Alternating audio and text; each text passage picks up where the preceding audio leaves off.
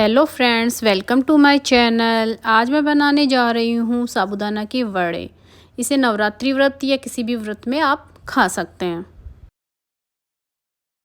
वड़े बनाने के लिए मैंने यहाँ पे एक बड़ी कटोरी भिगोया हुआ साबूदाना लिया है, जिसे मैंने रात भर भिगोया है। 2 उबले हुए आलू, आधा छोटी कटोरी भुनी हुई मूंगफली पाउडर, एक बारीक कटी हुई हरी मिर्च, बारीक कटा हुआ हरा धनिया, बारीक कटा हुआ करी पत्ता, 1 चम्मच नींबू का रस लिया है। करी पत्ता अगर आप यूज़ नहीं करते तो आप इसे स्किप भी कर सकते हैं। सबसे पहले मैं यहाँ पे साबूदाना लूँगी। साबूदाने को आप रात भर भी भिगो सकते हैं या चाहे तो 5 से 6 घंटे भी भिगो सकते हैं। अब मैं साबूदाने में आलू घिसकर डालूँगी। आलू को आपको उबला हुआ ही लेना है। अब मैं इसमें सेंधा नमक ऐड करूँगी। अब मैं इसमें बारीक कटा हुआ हरा धनिया ऐड करूँगी। अब इसमें हरी मिर्च ऐड करूँगी।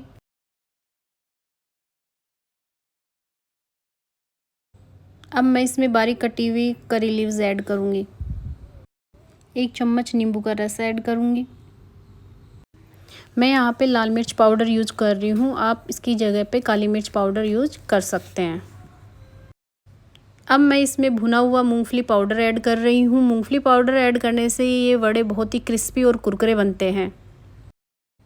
अब मैं इसे धीरे धीरे गूँथना शुरू कर दूँगी। मैं यहाँ पे किसी भी तरह का कोई भी आटा यूज़ नहीं कर रही हूँ।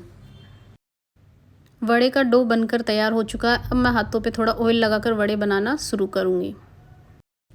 हाथों पे ऑयल लगाने से वड़े हाथों पे चिपकेंगे नहीं और इजीली बनकर तैयार हो जाएंगे।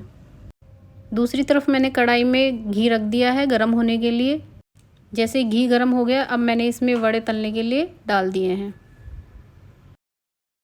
वड़े तलने के लिए गैस की आंच को मीडियम रखेंगे, जिससे कि वड़े अच्छे से पककर तैयार हो जाएं।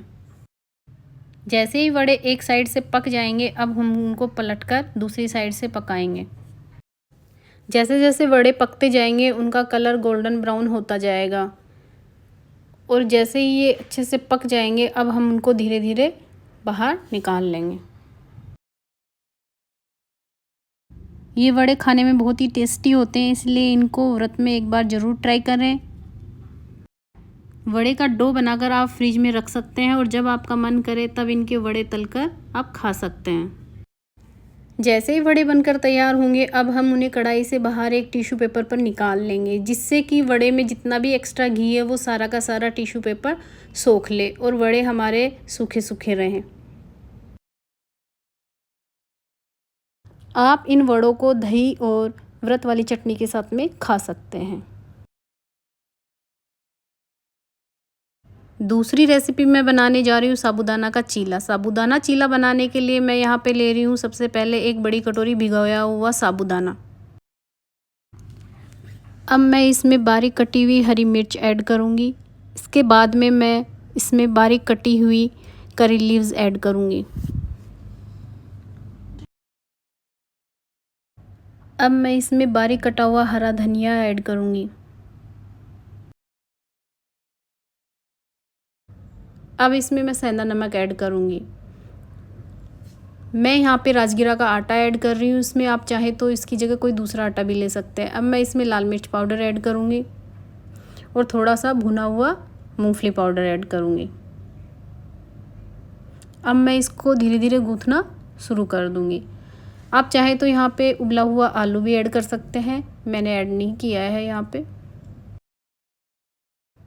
धीरे धीरे मेरे चीले का डो गूँथकर तैयार हो जाएगा और जैसे ये तैयार हो जाएगा, अब मैं इसकी 2 लोई बना लूँगी छोटी छोटी। अब मैं एक तवा लूँगी और ब्रश की सहायता से उसके ऊपर हल्का सा घी लगाऊँगी।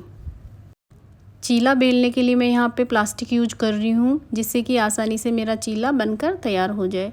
इसको हल्के हल्के हाथ से आपको बेल लेना है।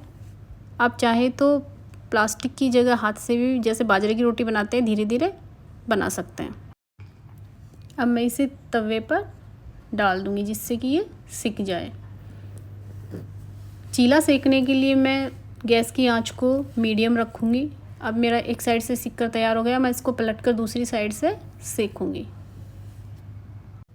चीला पलटने के बाद में मैं इसके ऊपर हल्का सा घी लगाऊँगी।